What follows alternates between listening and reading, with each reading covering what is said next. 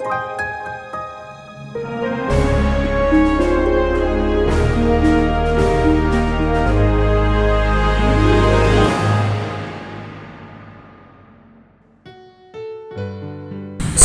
selamat hari Jumat 26 Maret 2021. Marilah kita berdoa. Bapa di sorga, kami bersyukur Tuhan hingga hari ini kami merasakan berkat-Mu. Biarlah berkat-Mu kami pakai semua untuk kemuliaan nama-Mu. Dalam Yesus Kristus terimalah doa kami ini. Amin. Saudara-saudara yang dikasihi Tuhan kita Yesus Kristus, firman Tuhan bagi kita diambil dari kitab Injil Matius pasal 5 ayat 7. Demikian firman Tuhan. Berbahagialah orang yang murah hatinya, karena mereka akan beroleh kemurahan. Saudara-saudara yang kekasih dalam nama Tuhan kita Yesus Kristus, kebahagiaan umumnya itu kalau kita memiliki harta yang banyak, jabatan yang tinggi, dan keluarga besar. Oleh sebab itu, kita akan cenderung untuk menjaga kekayaan, mempertahankan jabatan, mempertahankan juga keluarga. Tapi kalau kita tidak mencapai hal demikian, maka kita mungkin dianggap tidak berbahagia. Dan oleh karena itulah kita berusaha mempertahankan, memiliki apa yang belum kita miliki, sehingga kita lebih cenderung tidak mau memberi, tidak mau melepaskan.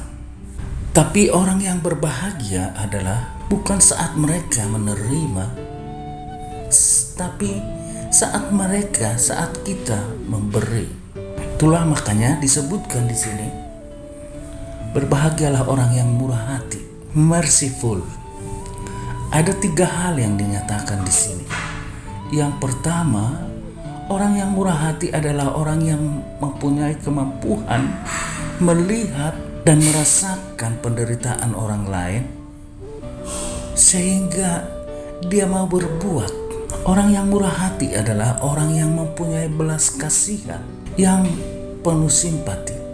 Yang berikut adalah orang yang murah hati adalah orang yang mempunyai gerakan sesegera mungkin untuk menolong orang lain. Dia tidak mau berlama-lama untuk menolong orang lain atau memberikan apa yang ada, yang dia miliki. Inilah kemurahan Allah juga. Allah mau memberikan apa yang terbaik baginya dengan memberikan kasih karunia supaya kita tidak menjadi orang-orang berdosa. Ia memberikan perhatian yang penuh, maka dia turun dari surga, dari tempat yang tinggi ke dunia ini. Contoh yang paling nyata bagaimanakah orang yang murah hati adalah orang Samaria. Dia tidak memperhitungkan siapa orangnya yang akan ditolong, seberapa banyak kerugian yang harus diberikannya, tapi dia memang menolong betul-betul. Maka akhirnya dia lah yang disebutkan orang yang berbahagia.